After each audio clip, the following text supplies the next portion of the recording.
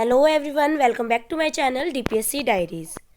तो हम आज करेंगे ECCE early childhood care and education का पेपर सॉल्व 2025 का है, जिसमें हम देखेंगे कौन कौन से इम्पॉर्टेंट क्वेश्चंस हैं।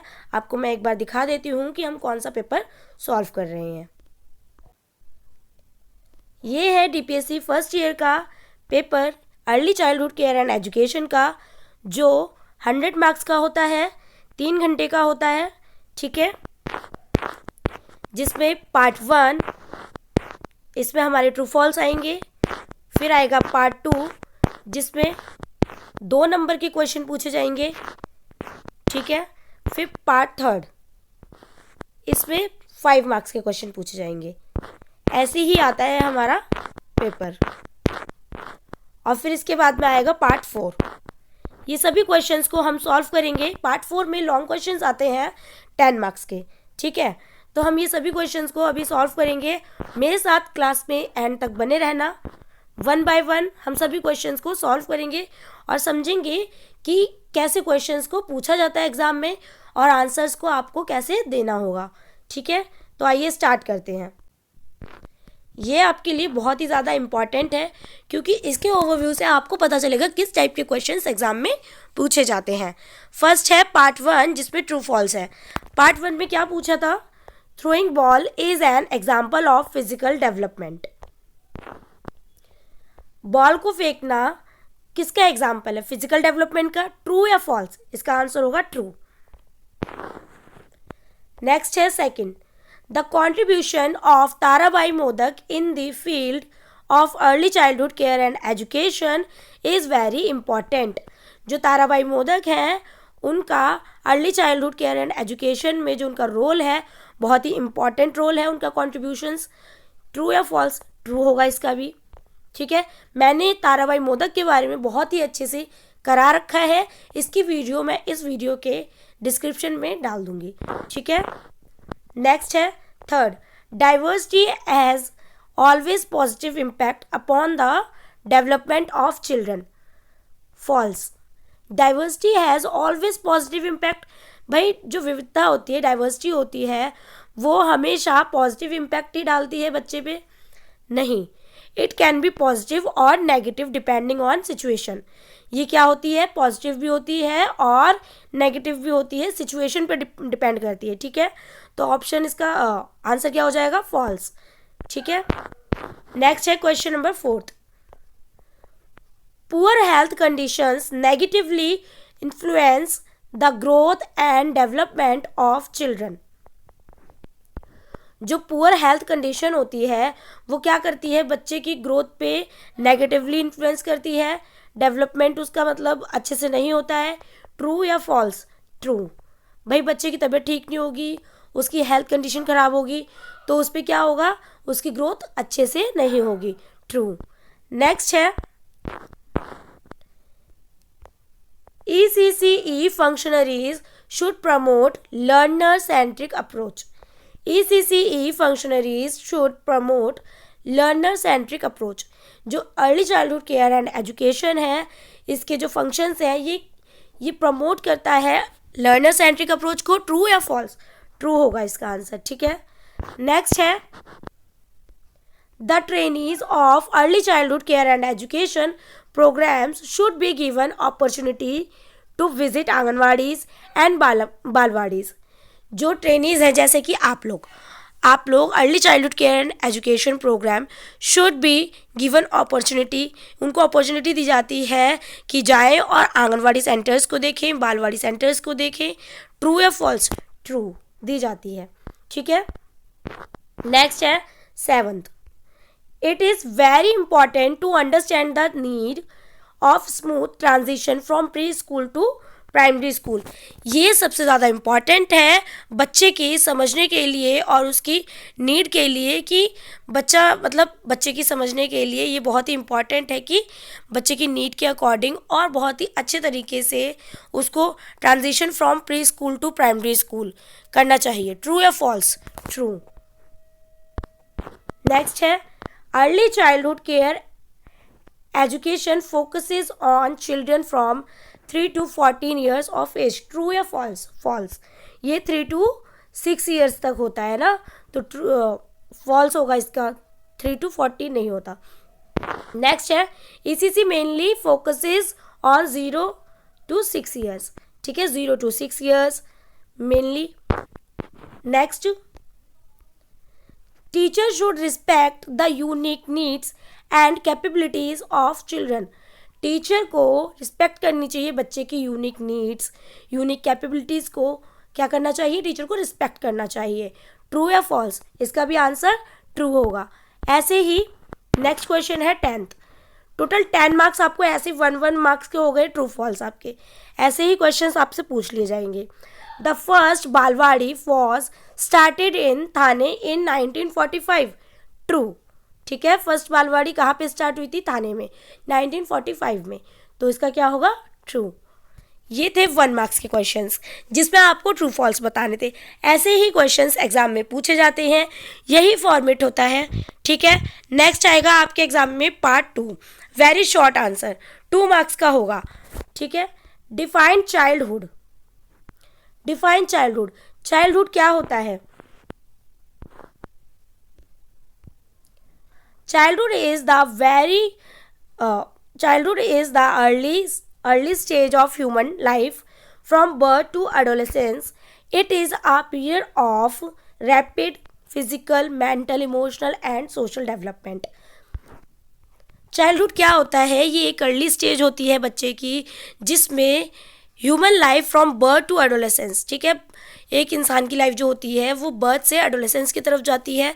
It is a period of rapid physical, mental, emotional and social development.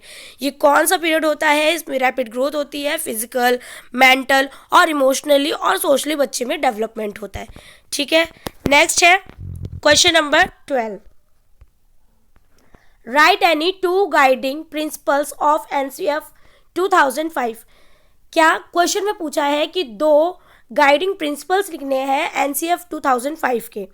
ये भी मैंने बहुत अच्छे से करा रखा है। सारी क्लासेस को आप एक बार अच्छे से देखिए, सारी वीडियोस को देखिए, अपने पर्सनली नोट्स बनाइए और फिर उसके बाद में ये क्वेश्चन पेपर को आप सॉल्व करिए। देखना आपको अपने अंदर कितना इम्प्रूवमेंट दिखाई देगा, ठीक है। तो बिल्कुल भी वीडियो को मिस नहीं करना, हर एक वीडियो को बहुत ध्यान से देखो और अपने नोट्स बनाओ, मेन पॉइंट्स को कवर करो, आपका एग्जाम बहुत अच्छा होगा। नेक्स्ट है, क्या पूछा है क्वेश्चन में? Right any 2 guiding principles of NCF 2005। तो एनसीएफ 2005 के 2 प्रिंसिपल्स लिखने हैं। तो फर्स्ट है learning should be child centred and activity based. NCF कहता है, एनसीएफ 2005 कहता है कि लर्निंग कैसी होनी चाहिए? चाइल्ड सेंटर्ड होनी चाहिए और एक्टिविटी बेस्ड होनी चाहिए। नेक्स्ट है second, connecting knowledge to life outside the school. Knowledge को कनेक्ट करो बच्चे की लाइफ से, उसकी आउटसाइड लाइफ से, ठीक है, स्कूल से बाहर की लाइफ, जो बाहर की दुनिया होती है उससे कनेक्ट करो बच्चे की। ऐसा नहीं कि बच्चा किताबी ही कीड़ा बन के रह जाए, ठीक है। तो ये दोनों गाइडिंग लाइंस थी, बता दी, एनसीएफ 2005 की। ये हो गए आपके 2 मार्क्स डन इधर। नेक्स्ट है क्वेश्चन नंबर 13।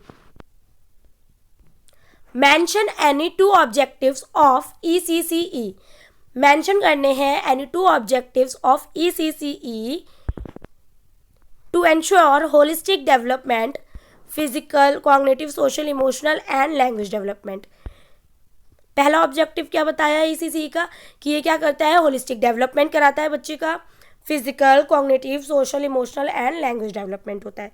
सेकंड है objective to prepare children for formal schooling through play based learning.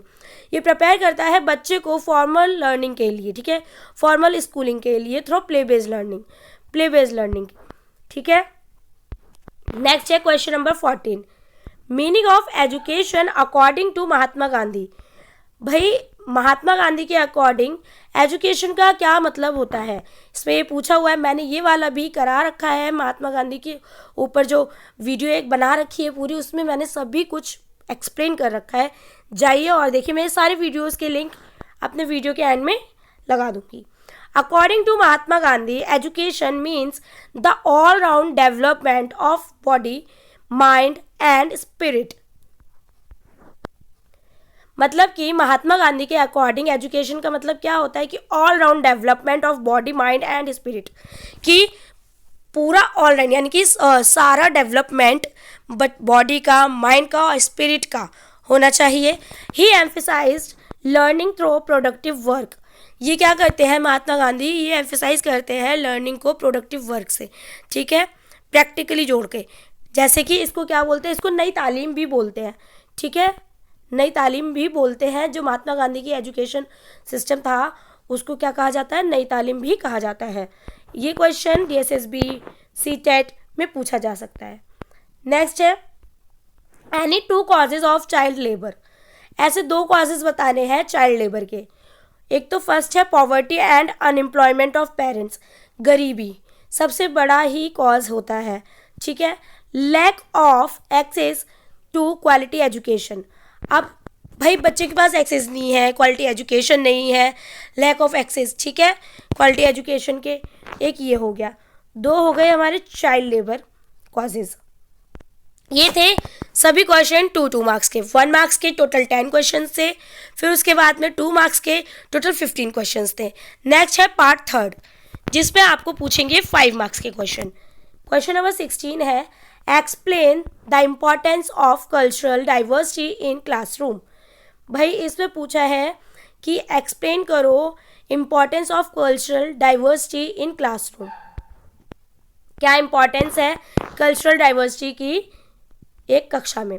Introduction, आपको आंसर ऐसे ही देना होगा, फ्लो चार्ट बना के आंसर देने होंगे, ठीक है। अच्छे से handwriting, blue black pen का यूज़ करके आपको बहुत अच्छे से, मतलब एक एक चीज़ को ना आपको क्या करना है, बिल्कुल बहुत उसको ना एक तरीके से क्या करना है, बहुत उभार के दिखाना है आपको, हेडिंग्स दिखानी है अच्छे से, ठीक है। जैसे इंट्रोडक्शन बोला आपने, इसमें इंट्रोडक्शन लिखेंगे, फिर उसके बारे में कुछ बताएंगे। जैसे cultural diversity means differences in language, religion, traditions and customs among students in the classroom. अब इस पे क्या पूछा था क्वेश्चन में कि इंपॉर्टेंस बतानी है कल्चरल डाइवर्सिटी की एक क्लास में। तो इंट्रोडक्शन में क्या बताया कि कल्चरल डाइवर्सिटी का मतलब होता है डिफरेंसेस इन लैंग्वेज, लैंग्वेज में डिफरेंस होता है, रिलीजन में होता है, ट्रेडिशंस एंड कस्टम्स में होता है, भाषा में, धर्म में, ठीक है, उनके ट्रेडिशंस में, among students in the classroom, सभी स्टूडेंट्स में होता है, ठीक है। मेन पॉइंट्स, फिर उसके कुछ मेन पॉइंट्स बताने हैं। मेन पॉइंट्स क्या हैं, it teaches students to respect different cultures. ये क्या करता है, स्टूडेंट को टीच करता है रिस्पेक्ट करने के लिए डिफरेंट कल्चर्स। बच्चा क्या करेगा, सीखता है, ऐसे जब रहता है ना कल्चरल में, डाइवर्सिटी के बीच में बच्चा जब रहता है वो एक यूनिटी बनाना सीखता है, ठीक है, रिस्पेक्ट करना सीखता है, उनकी वैल्यूज़ करना सीखता है, वैल्यूज़ को समझता है, ठीक है। एक तो ये हो गया। नेक्स्ट है it promotes tolerance and understanding. ये क्या करता है, समझता है, मतलब कि ये प्रमोट करता है बच्चे को कि उनकी हर एक चीज़ को समझे, महत्व दे, ठीक है। नेक्स्ट है it creates an inclusive learning environment. ये क्या करता है, क्रिएट करता है एक इंक्लूसिव लर्निंग एनवायरनमेंट, ठीक है, समावेशी शिक्षा का एनवायरनमेंट क्रिएट करता है, ऐसा माहौल। नेक्स्ट है students learn new ideas and perspectives. मौका मिलता है स्टूडेंट्स को सीखने का, समझने का, नए आइडियाज़ का, उनके पर्सपेक्टिव्स को समझने का मौका मिलता है, ऐसे मतलब क्लासरूम में, ऐसे एनवायरनमेंट में, ठीक है। नेक्स्ट है it develops social harmony and, मैंने आपको बताया कि it develop social harmony and unity, कि इसमें क्या होता है, बच्चा एक यूनिटी में रहना सीखता है, उसकी वैल्यूज़ करना सीखता है, वो इसमें अप लेवल वाला बच्चे के डेवलपमेंट होता है बच्चे में, ठीक है। बच्चा समझने लगता है, हर चीज़ की वैल्यू करने लगता है, सीखता है, समाज में रहना सीखता है बच्चा, सोशली भी डेवलपमेंट होता है उसका। तो कंक्लूजन क्या है इसमें, Therefore, cultural diversity makes the classroom rich and inclusive and helps in overall personality development of children. Cultural diversity का मतलब होता है कि एक ऐसा क्लासरूम बनाना जिसमें क्लासरूम रिच, जैसे कि इंक्लूसिव होना चाहिए, समावेशी होना चाहिए। ये हेल्प करता है बच्चे की ओवरऑल पर्सनैलिटी और होलिस्टिक डेवलपमेंट के लिए, ठीक है। तो इस पर कंक्लूजन में आपको ऐसे 5 नंबर जो क्वेश्चन होंगे 5 नंबर के 5 जिसमें 5 मार्क्स के जो होंगे क्वेश्चन, उसमें आपको क्या करना होगा, आपको स्टार्टिंग में पहले इंट्रोडक्शन बताना होगा, फिर मेन पॉइंट्स डालने होंगे उसमें कुछ कुछ, ठीक है।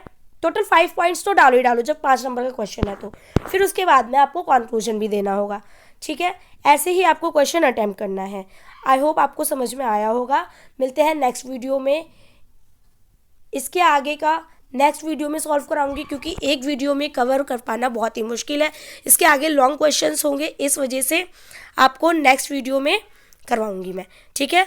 तो मिलते हैं नेक्स्ट क्लास में। इसी के आगे से स्टार्ट करेंगे क्वेश्चन नंबर 17 से। आई होप आपको पसंद आया होगा। वीडियो को लाइक करें, चैनल को सब्सक्राइब करें और जितना हो सके उतना DPSC फर्स्ट ईयर स्टूडेंट्स को शेयर करें, क्योंकि ये वीडियो आपके लिए है, आपके एग्ज़ाम के लिए बहुत ही हेल्पफुल जाएंगी। आपको एग्ज़ाम में ऐसे ही क्वेश्चंस पूछे जाएंगे, क्योंकि इम्पॉर्टेंट क्वेश्चन यही है। ऐसे क्वेश्चन एग्जाम में पूछे जाते हैं, ये रिपीटेड भी होते हैं। कहाँ जाएंगे एग्जाम से बाहर, सिलेबस से बाहर कुछ भी नहीं होता है, सिलेबस में ही होता है सब कुछ। बस वही है, चीज़ों को डिटेल में पढ़ना होता है। आई होप आपको समझ में आया होगा। तो मिलते हैं नेक्स्ट क्लास में।